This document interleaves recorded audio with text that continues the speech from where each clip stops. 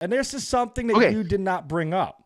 What? Which I thought you were going to bring up. What? Which I didn't know until I started researching because I've never heard you say it on All Ears.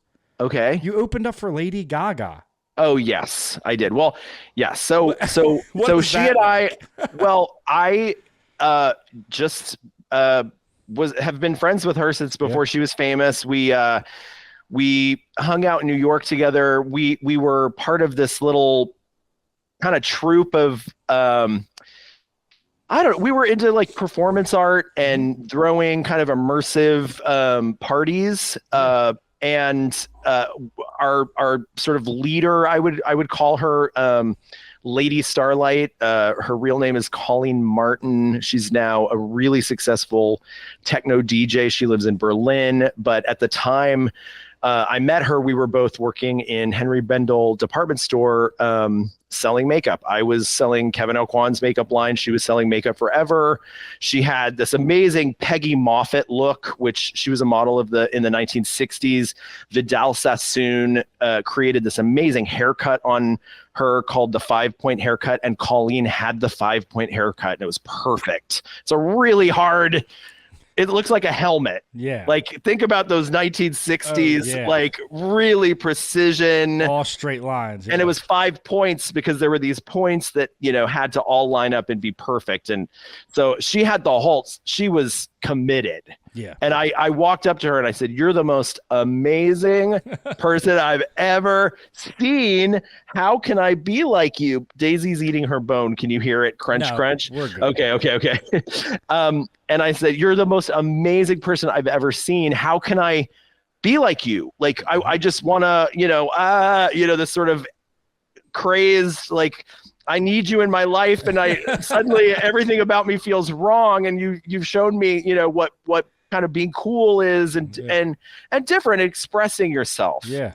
Who are you? Who am I? Mm-hmm. Who am I? I'm wearing clothes from H&M. I got my hair cut with a picture in a magazine that looks like every other guy in New York City right now in 2003. Like, who am I? So she named me Breedlove. Oh, that's how you got the name. She named me Breedlove. That was one of the questions. She named me Breedlove based on the race car driver Craig Breedlove, because my real name's Craig. Mm-hmm. So Craig Breedlove, she found a shirt on early eBay, like that had you know what I mean? Yeah, it was like it was early eBay. It had a label that said Craig Breedlove for Sears. We didn't know who that was, but she was like, she sent it to me via email. Yep. The picture, of course, and she said, "I think this is your name." That's awesome. Yeah. So she invited me out. I was 19. I couldn't get into bars yet. She got me into bars. I'm sorry. I'm Don't probably do the part. That, kids. Don't do that. We all do it. Don't. All I did was I was there for the experience. Exactly. I was there for the experience and to see her perform at these parties, and she would. It was the most amazing physical acting that she would do, and I was studying acting at Marymount Manhattan College at the time. I was in school, so I was learning acting, and I was trying to figure out what the teachers are saying and trying to explain, and am I doing this right? She was doing it all. Awesome. With a disco ball on the ceiling. That's awesome. And it was just her and this disco ball, and she was reacting to, like, you can't believe the magic. Like so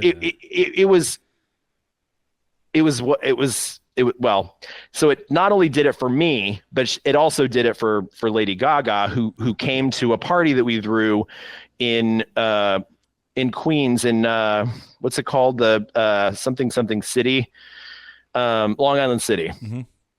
And before Long Island City was like a place people lived, or it was like mostly warehouses. So we threw a warehouse party. It was called Frock and Roll. Our friend Veronica is a photographer, and she showed all her photographs, Veronica Ibarra, and Colleen was DJing. She was DJing vinyl, and our friend Anna Copacabana was performing, and I performed. Mm-hmm. And our friend Luke came and brought his new girlfriend, and she looked around and had the same thing happen to her. She was like, but it was, there were more of us by that time because Colleen had done her thing. Yeah. you know, and so there was a whole crew, and then it was even more like, oh no, like I have to have this, like how do I make this me? How do I do this to me? And she already had her name, Lady Gaga. So it was Lady Starlight had her name, Lady Gaga. There were ladies already. It was like a match made in heaven. Stephanie, Lady Gaga, was looking for a vinyl DJ she had, which is so cool. Like all her tracks that she sang to, she had pressed onto vinyl. That is so cool. This is when no one came to our shows. Vinyl. And nobody came to our shows. There would be 5 people there, and she would be singing to vinyl of her own track. That's her those Rob Fusari, produced tracks, that those early versions of a lot of stuff that ended up on the Fame, and she opened for me. Wow. In those in bars. That's so cool. I know. That is so Trust cool. me. And you I look played back, you played the O2. Believe it. Oh yeah, I did 32 shows on that tour. The O2 in London is like one of the most historic venues in the world, and you got I got to do 32 shows in arenas all over Europe. That's amazing. That's amazing, and I'm excited because I'm a Joker fan, and today the new trailer dropped. Oh my gosh, it's amazing. She's gonna crush it, and I'm super excited.